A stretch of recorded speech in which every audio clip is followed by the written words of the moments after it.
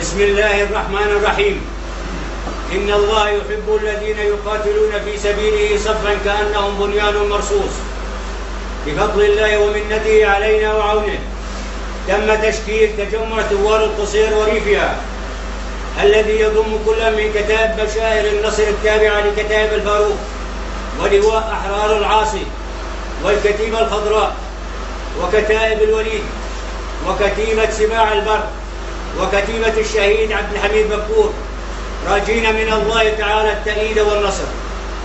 نعاهد الله العزيز القدير على القتال في سبيله حتى ننال إحدى الحسنيين، ونعاهد أهلنا الأعزاء على العمل لتحرير بلدنا من أزلام وشبيحة النظام الغاشم، دافعين عنهم الأذى بكل قوتنا، نعتمد على الله وحده ونستجير بقدرته. سلاحنا الإيمان بالله واليوم الآخر وملائكته وكتبه ورسله.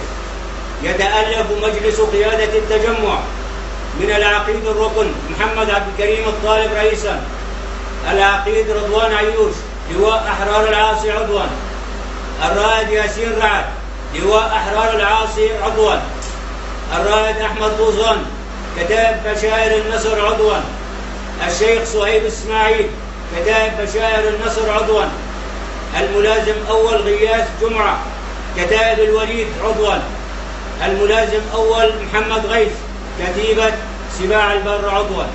والله ولي التوفيق. تكبير. الله أكبر. تكبير. الله أكبر. تكبير. الله أكبر.